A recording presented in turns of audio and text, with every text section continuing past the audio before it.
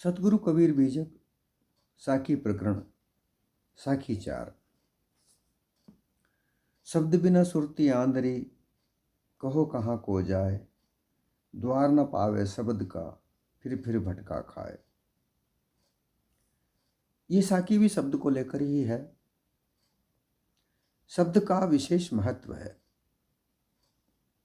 जैसा कि शब्द से ही सब कुछ होता है। शब्द से वाक्य बनते हैं, शब्द और वाक्य से पद बनते हैं, गद्य बनते हैं, विभिन्न प्रकार के ग्रंथ बनते हैं। जो भी अलग अलग मत पंथों का जो सिद्धांत है, वो सभी शब्दों के वाक्यों के द्वारा समझाया, पढ़ाया, पढ़ा जाता है। जो किताब, जो ग्रंथ लिखे जाते हैं, वो शब्दों के आधार पर लिखे जाते हैं। शब्द के वाक्य बनते हैं, वाक्यों के महावाक्य बनते हैं, गद्य पद्य बनते हैं और उनसे शास्त्र लिखे जाते हैं। फिर उन शास्त्रों को पढ़कर समझा जाता है। कुछ लोग शास्त्रों को पढ़कर समझाते हैं, कुछ लोग पढ़कर समझते हैं, कुछ लोग शास्त्रों को पढ़कर उनका अनुभव लेकर अपने आधार पर कुछ शास्त्र लिखते हैं। इस आधार पर जहाँ भी है, जो सब कुछ है, वो सब शब्द के आधार पर है। शब्द बिना कुछ भी नहीं है। इस शब्द का विशेष महत्व है, क्योंकि शब्द से ही ये वाणी बनती है और वाणी के द्वारा ही मानव जीवन का आदान प्रदान होता है। सुख दुख, लाभ हानि, जो भी कुछ है, जितनी भी संवेदनाएं हैं, वेदनाएं हैं, वो सब शब्दों के द्वारा ही व्यक्त की जाती हैं। इसलिए शब्द का महत्व है। इसलिए कहा है कि शब्द बिना सुरती आंधरी। शब्द के बिना कोई वाणी नहीं बन सकती, बोलचाल नहीं हो सकती। सदगुरु कहते हैं कि जब जीवों की, सारे जीवों की सुरती, सुरती कहा स्मृति को, सुध बुद्ध को, याद को, लक्ष्य को, ये सब सुरती है। ये सुरती को कई जगह साहिब की वाणियों में इसको सुहागन भी कहा है। अर्थात ये जीव के साथ आदि से रहती है। 5 गुण जीव के बताए, उनमें से एक इच्छा, क्रिया, अवस्था, ज्ञान, अमरता होए। ये जो इच्छा है, ये इच्छा ही स्मृति है, यही सुरती है, यही याद है।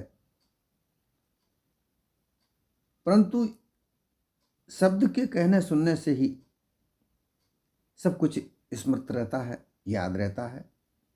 और इसी से बाल्यावस्था से ही शब्दों द्वारा सारे वस्तुओं एवं कार्यों का बोध जीवों को होता रहता है। मानव जीवन सारे बोध के आधार पर है। मानव जीवन शब्दों का बोध ही उसे होता है। और शब्द विभिन्न प्रकार के होते हैं। संसार के सारे संचालित कार्य शब्दों के द्वारा ही होते हैं। शब्द जो नहीं बोलता उसे गूंगा कहा जाता है। वाणी नहीं बोलता उसे गूंगा कहा जाता है। और गूंगे की बात को कोई समझ नहीं सकता, ना गूंगा अपनी बात को समझा सकता है। इसलिए शब्द बिना सब गूंगे। जिस तरीके से पशु पक्षी, मानव जीवन के अलावा अन्य योनियां, उनमें वाणी है ही नहीं। वाणियों का न होना उनके अंदर अधूरापन है। केवल मानव तन ही ऐसा है जहाँ ये वाणी है, और ये वाणी शब्दों से निर्माण होती है। इन शब्दों का सार असार, सत्य असत्य, जड़ चेतन का भेद, हानि लाभ एवं बंधन समझाया जाता है। और इन्हीं से सार शब्द प्राप्त होता है। इन्हीं से मिथ्या शब्द है, इन्हीं से झूठ है, कल्पना है, अभिमान है। सारे शब्द, जितने भी शब्द हैं, उन्हीं से सब कुछ जो मानव जीवन में हलचल होती है, जो मानव जीवन का अनुभव होता है, वो सब शब्द से ही बनता है। इस कारण यथार्थ गुरुमुख निर्णय सार शब्द को कहना चाहिए, सुनना चाहिए, बिना उनके समझे बूझे। ये मनुष्यों के सुरती, स्मृति, यादगिरी, उनका लक्ष्य आंधरी, बिल्कुल अंधा हो अंधकार में रहता। अर्थात जो सुरती होती है, जो याद होती है, ये अंधेरे में होता है, अज्ञानता में होता है। अज्ञानता भी शब्द से ही बनते हैं, परंतु वहां छल कपट पाखंड झूठ, जहां कोई नियम नहीं, जहां कोई आधार नहीं, जहां कोई सार नहीं, ऐसा शब्द वो भी शब्द है। सारा जो भी कुछ देखा जाता है, सुना जाता है, वो शब्द ही है। उन्हीं पर सदगुरु कबीर इसी तरीके से इन शब्दों को समझाने की दया करके जीवों को सार शब्द समझाने के लिए ये साकी कहते हैं कि शब्द बिना सुरती आंदरी कहो कहाँ को जाए। जब वो कुछ शब्द ही नहीं मिलेगा तो बताइए ये सुरत कहाँ लगेगी। ध्यान जो लगाया जाता है वही सुरत लगाई जाती है। अब ध्यान लगाने के विभिन्न प्रकार के तरीके हैं। कोई चरण कमल में ध्यान लगाता है, पदस्थ ध्यान। कोई हृदय में ध्यान लगाता है, स्थूल में ध्यान लगाता है। बाह्य स्थूल शरीर में कोई ध्यान लगाता है, उनका चिंतन करता है, चरण में लगाता है। पदस्थ, पिंडस्थ, हृदयस्थ, फिर हृदय में ध्यान लगाया जाता है और फिर निर्गुण निराकार का ध्यान लगाया जाता है। इस प्रकार से 4 प्रकार के जो ध्यान कहे गए हैं, ये भी सुरतहीन में लगती है। अब जिस जैसे गुरु के पास जाओगे वैसे वैसे शब्द तुम्हें प्राप्त होंगे। योगी गुरु के पास जाओगे, योगी सोहंग का जाप देता है, ज्ञानी भी सोहंग जपते हैं, क्योंकि ज्ञान कांड भी योग कांड में ही है। योग कांड में 3 प्रकार से कांड हैं।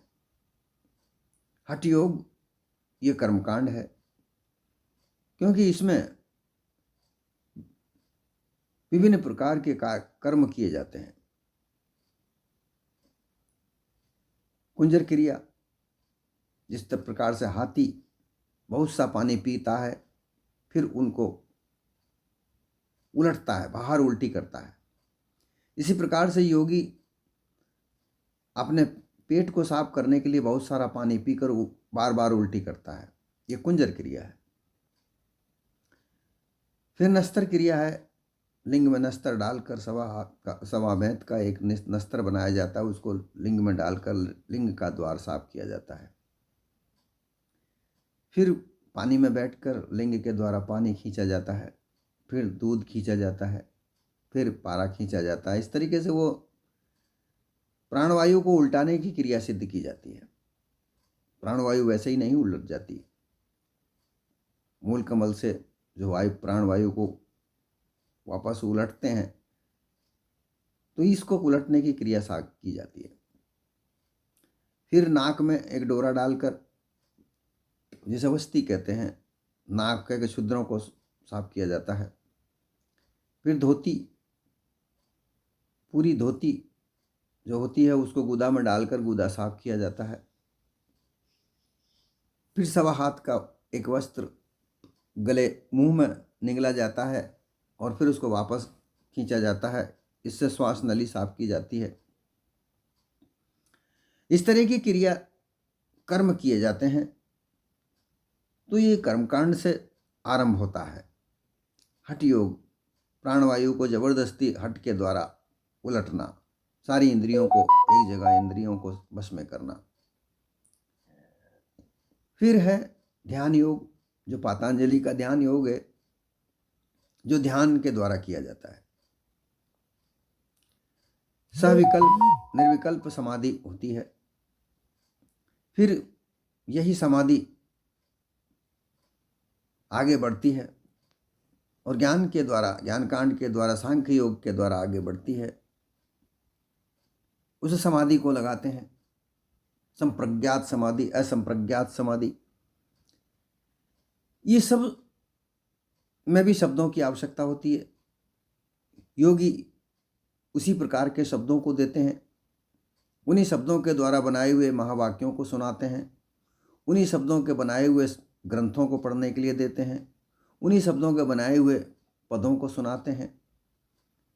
विभिन्न प्रकार के शब्दों की रचना से जो ग्रंथ बनते हैं उनको वो गुरु अपने शिष्यों को देते हैं पढ़ने के लिए। उपदेश भी शब्दों के द्वारा ही होता है, तो वो शब्द भी योगी देते हैं। फिर ब्रह्मज्ञानी गुरु मिलते हैं। कोई ब्रह्मज्ञानी गुरु के पास जाता है तो ब्रह्म ज्ञान का जो ज्ञान दिया जाता है ये भी शब्दों के द्वारा ही होता है। यहाँ भी जो 4 महावाक्य वेदों के प्रमाण से बताए जाते हैं, ये महावाक्यों को भी तत्वमसि, अब तत्वमसि 3 पद बता दिए, तत्वमसि ये तीनों शब्द हैं। इन शब्दों से महावाक्य बना, इनके बारे में समझाया जाता है। तत्पद ईश्वर, त्वं पद जीव, असि पद ब्रह्म, और इनकी तीनों की एकता व विज्ञान। तत्वमसि का उपदेश भी शब्दों से ही होता है। फिर अयम आत्मा ब्रह्मस्ति, ये जो आत्मा है सर्व हृदय में विचार है, ये भी ब्रह्म है। अयम आत्मा, अयम यह आत्मा, ब्रह्म अस्ति, अस्ति यानी है ब्रह्म, ये भी शब्दों से ही बने हुए 4 शब्दों से बना हुआ है। प्रज्ञान आनंदम ब्रह्मस्ति, प्रज्ञान ज्ञान से आगे विज्ञान, उसका आनंद ब्रह्म अस्ति, ब्रह्म है। प्रज्ञान ये भी शब्द है, आनंद ये भी शब्द है, ब्रह्म ब्रह्म शब्द है, अस्ति ये भी शब्द है। इसी प्रकार से 4 शब्दों का बना हुआ ये महावाक्य है, ये भी शब्दों से बना है।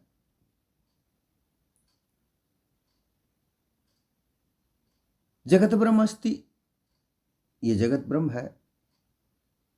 सर्वगुण ब्रह्म अस्ति, सर्वगुण 10 अवतार ब्रह्म है। ये देखिए शब्दों का ही सारा खेल है। शब्दों से ही महावाक्य बने और इन महावाक्यों से ही ग्रंथ लिखे, और विभिन्न प्रकार के सिद्धांतों में शब्द के द्वारा ही ग्रंथ लिखे गए। शब्दों को ही जोड़ तोड़ करके उनके ही विभिन्न प्रकार के आकार प्रकार से वाणियों का निर्माण होता है। इसी प्रकार से जैसे जैसे भक्त के पास जाते हैं, सर्वगुण ब्रह्मस्ति,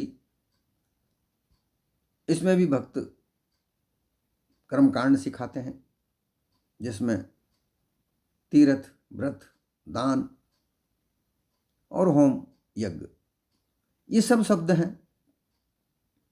इन शब्दों के आधार पर ही शब्दों की व्याख्या की जाती है, कथा बनती है। सब कथा शब्दों के आधार पर बनते हैं। अर्थात शब्द ही शब्द है, शब्द का ही सब आकार प्रकार है, शब्द का ही वाणी है, शब्द से ही सब कुछ होता है, बिना शब्द कुछ नहीं। व्यवहार, मानव जीवन का व्यवहार शब्द से बनता है, शब्द से ही झगड़ा फसाद होता है, शब्द से ही शांति प्राप्त होती है, शब्द से ही सब प्रकार का मेल मिलाप होता है। अर्थात शब्द बिना कुछ भी नहीं है। अब शब्द का आकार प्रकार ना समझ में आए, अर्थात कोई भी शब्द ना हो, सुरती जो सुरत होती है, उस सुरत को किसी भी प्रकार का अगर शब्द ना मिले तो वो अंधी ही रहती है। शब्द बिन सुरता अमरी, कहो कहाँ को जाए, वो कहाँ जाएगी। द्वार ना पावे शब्द का, फिर भटका खाए। अब शब्दों के द्वार कहे हैं साहिब ने, 4 प्रकार के द्वार शब्द के कहे गए हैं। काल संधि झाई, चौथा है सत्सार। काल, काल रूपी शब्द जो हैं वो कर्मकांड के हैं। कर्मकांड में काल का भय दिखाकर कि ये जो काल है ये सबको खा जाता है, इससे कोई नहीं बचता है, इससे बचने के लिए उस सर्वगुण ब्रह्म 10 अवतार की पूजा अर्चना करो, तीर्थ व्रत में जाकर के स्नान करो, दान पुण्य करो, यज्ञ होम करो, विभिन्न प्रकार की चढ़ावा चढ़ाओ, उस काल से बचने के लिए ईश्वर ही तुम्हें काल से बचा सकता है। उसकी शरण में जाए बगैर काल से बचा नहीं जा सकता। उसकी शरण में नहीं जाने से जब ये शरीर छूटता है तो काल के गर्त में जाते हैं, और अगर ईश्वर की आराधना प्रार्थना की तो काल के गर्त में नहीं जाकर ईश्वर के शरण में जगह मिलती है। और ऐसा कहते भी हैं, जब जब भी कोई व्यक्ति देह छोड़कर जाता है तो ऐसा मानते हैं कि वही ईश्वर उनको अपने चरणों में जगह दे।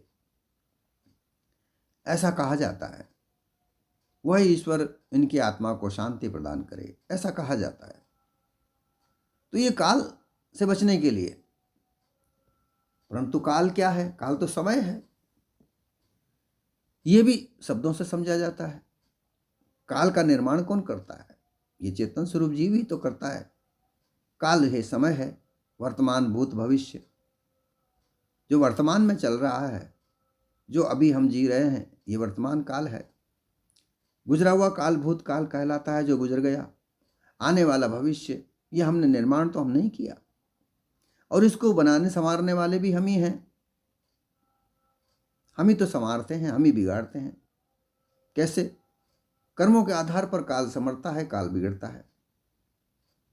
अगर पशुआ कर्मों में हम रहें, पशुआ कर्मों का, मानव सद्गुणों का मानव जीवन पर असर होता है। यही तो संगत है। संगत विभिन्न प्रकार के, हजारों प्रकार की संगत है जो पशुआ कर्मों के द्वारा होती है, परंतु सत्संग महापुरुषों की होती है, संतों की होती है। संतों, ये आवश्यक नहीं कि संत कोई भेखाधारी ही होता हो या कोई आचार्य होता हो। संत वह है जिसने अपनी इंद्रियों को शांत कर रखा है, अपने मन को शांत कर रखा है। वो शांत चित्त से विचरण करता है, चाहे वह गृहस्थी है, चाहे वह व्यापारी है, चाहे कोई भी हो, किसी भी प्रकार के वो कार्य में लगा हुआ हो, परंतु उसकी इंद्रियां, उसका मन अपने वश में हो, वही तो संत है। परंतु विशेषकर संतों को उनके भेष से जाना जाता है। विभिन्न प्रकार के भेषधारी संत, ये भी बहुत कम बिल्ले होते हैं। अन्यथा तो गुरुआ प्रपंची लोग विभिन्न प्रकार का भेष धारण करके संसार में विचरण करते हैं। वह भी शब्द बोलते हैं, और जो शांत संत होता है वह भी शब्द बोलता है। कल्याणकारी संत कल्याण रूपी शब्द बोलता है, और गुरुआ प्रपंच लोभी लालची मोह बंधन में बांधने वाले शब्द कहता है। ये जितने भी गुरुआ प्रपंच हैं, जिन्होंने दुकानें अपनी अपनी बना रखी हैं, वो सब लोभ मोह के शब्द बोलते हैं। वो कहते हैं हमारे पास आओ, हम तुम्हें धन देंगे, हम तुम्हें स्त्री देंगे, हम तुम्हें परिवार का सुख समृद्धि देंगे। ये भी शब्द हैं। फिर आता है संधि। काल से डरकर संधि करना, अर्थात समझौता कर लेना। ये संधि, समझौता करना, यानी कोई ईश्वर इस जगत का कर्ता धर्ता है, वही हमें मोक्ष देगा, वही मुक्ति देगा, उसकी आराधना प्रार्थना करने से हमें सुख प्राप्त होगा, धन धान्य मिलेगा, ये जीवन हमारा सुखपूर्वक बीतेगा, ऐसी मान्यता करके उस ईश्वर के शरण में जाते हैं। ईश्वर कहीं दिखता नहीं है, परंतु है या नहीं ये भी कुछ पता नहीं है, परंतु उपासना कारण ये संधि है। अब संधि में उलझकर किसी भी इष्ट को अपना कर्ता धर्ता मानकर, कोई शिव को मानता है, कोई विष्णु को मानता है, कोई राम को मानता है, कोई कृष्ण को मानता है, कोई माता को मानता है, अपने आप को उसी में लगा देता है, उनसे संधि कर लेता है, अर्थात उनकी शरण में चला जाता है, और उनकी शरण में जाकर उन्हीं के बताए हुए विभिन्न प्रकार के देवी देवताओं के श्लोक हैं, वो भी शब्द हैं, मंत्र हैं, वो भी शब्द हैं। उन शब्दों के जाप से, उनके पाठ से, उनके रोज स्मरण करने से ही वो अपने आप का कल्याण मानते हैं। ये दूसरा द्वार है। तीसरा द्वार है झाई। अब झाई में ब्रह्म आता है कि वह ब्रह्म सर्वाधिष्ठान है, वह ब्रह्म से सारा जगत उत्पन्न होता है। और ब्रह्म, उसी ब्रह्म में सारा संसार है, वही ब्रह्म संसार उत्पन्न करता है, वही लय करता है। जिस प्रकार से लोहे की विभिन्न प्रकार के अस्त्र शस्त्र बनाने वाला जो आयरन होता है, हथौड़ा होता है, उनसे विभिन्न प्रकार की आकृतियां लोहे की बनती हैं, परंतु वह एक जगह पर रहता है।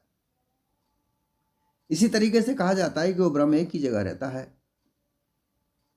वो अटल है, उस पर सारा संसार की रचना होती है। ऐसा मानकर उसका ज्ञान प्राप्त करते हैं,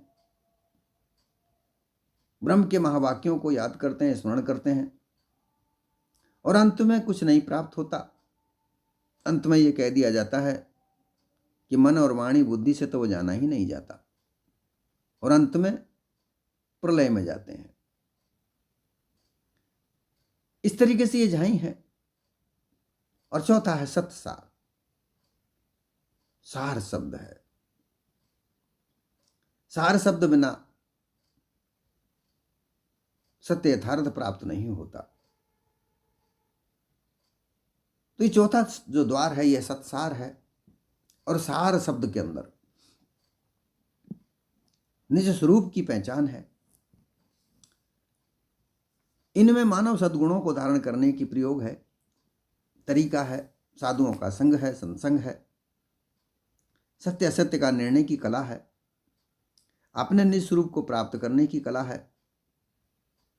इसी को जानकर मानव अपने आप को जानता है। कहा है, पांच तत्व का पूतरा मानव दरिया नाव, एक कला के बीचड़े विकल होत सब ठाव। जो कला सार शब्द की कला है, उसको जाने बगैर ये हर जगह पर ठोकरें खाता रहता है, विकल अर्थात परेशान होता रहता है, परंतु इसे कुछ प्राप्त होता नहीं है। इसी को प्राप्त करने के लिए सदगुरु कबीर का उपदेश है, यही सार शब्द है। और ये चारों द्वारों में से काल संदेह झाई भ्रम भटकाने वाले हैं। सुरती को कुछ प्राप्त नहीं होता, वह भ्रम भूल में उलझी रहती है। और सार शब्द जैसे ही प्राप्त होता है, श्रुत अपने निस्वरूप को प्राप्त करने की ओर अग्रसर बन जाती है, अर्थात अपने पति चेतन स्वरूप जीव को प्राप्त करने के लिए अग्रसर हो जाती है। उसको द्वार प्राप्त हो जाता है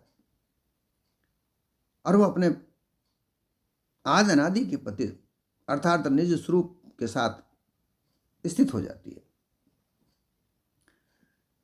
इस प्रकार साहिब ने कहा है, द्वार ना पावे शब्द का फिर भटका खाए। जो शब्द जो हैं चार प्रकार से हैं, उनके द्वार चार प्रकार का है। इन शब्दों के द्वारा चार प्रकार के द्वार प्राप्त होते हैं। ब्रह्मवादी, योगी, ज्ञानी, भक्त, ये भी शब्द हैं, ये भी शब्द के द्वार हैं। और सार शब्द पारख द्वार है। पारख प्राप्त करने के बाद किसी प्रकार अन्य वस्तु की जानने की, प्राप्त करने की इच्छा नहीं रह जाती। इसलिए सदगुरु कहते हैं कि निज स्वरूप को परखने के लिए पहले देख लो। अबोध लोग मन बुद्धि स्मृति लक्ष्य इंद्रियों का कार्य श्रुति स्मृति कहाँ को जाएगी, कहाँ धोखा। ब्रह्म धुन एक शून्य है। ब्रह्म स्थिति को प्राप्त करना, शून्य स्थिति को प्राप्त करना, ऐसी स्थिति बताई गई है ब्रह्मवादियों की। जड़त्व को प्राप्त कर लेना, जड़ सुजड़ हो जाना, अर्थात किसी काम के नहीं रहना, पत्थर की तरह होकर पड़े रहना। मानव तन में आए हो, पत्थर की तरह रह करके किस काम के हो। मानव जीवन में रहकर मानव यह संवेदनाओं को समझे, दुख सुख को समझे, एक दूसरे के दुख सुख को देख कर अपने से जो बन पड़े किसी का दुख को दूर करे, हमेशा परोपकार में अपने जीवन को लगाए,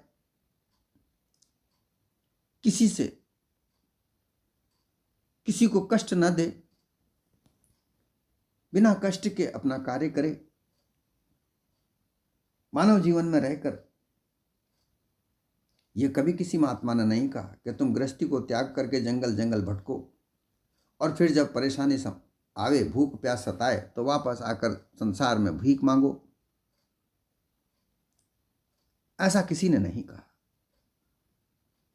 संसार में रहकर, परिवार में रहकर सत्य यथार्थ को समझो, मानव जीवन के लक्ष्य को धारण करो, तो तुम्हें फिर किसी अन्य वस्तु की जानकारी रह नहीं जाती। तुम्हारी सूरत परोपकार में लग जाती है, और परोपकार से बड़ा कोई कार्य नहीं। इस संसार में दो प्रकार के कार्य कहे गए हैं, स्वार्थ और परमार्थ। स्वार्थी कार्य केवल अपने परिवार को पालन पोषण के लिए किया जाना, अपने निजी स्वार्थ को पूर्ति करने के लिए जो कार्य किए जाएं, उनमें छल कपट पाखंड के द्वारा खूब सारा धन कमाया जाए, बड़ा बड़ा पद प्राप्त किया जाए, सौभाग्य बनाने के लिए छल कपट के द्वारा विभिन्न प्रकार की रचनाएं की जाए, ये सब छल कपट पाखंड है, ये सब स्वार्थ है। परोपकार ऐसा कार्य है जो अपना भी कल्याण और सभी का कल्याण, सारे मनुष्य सुख शांति पूर्वक रहें, ऐसी विचारधारा के साथ जितना हमसे बन पड़े उतना कल्याणकारी कार्य करे। साहब ने एक जगह कहा है, आदत बुरी सुधार लो बस हो गया भजन, मन की तरंग मार लो बस हो गया भजन। आए हो तुम कहां से जाओगे तुम कहां, बस इतना जान लो हो गया भजन। संतों का संग करके वाणी को जान लो, वाणी का सार जान लो, सार शब्द को जान लो बस हो गया भजन। नेकी सभी के साथ बन जाए जो करो, मत भार सिर बदी का बस हो गया भजन। सिद्धांत साफ साफ कहते कबीर हैं, निज रूप को जान लो बस हो गया भजन। यही सार शब्द है।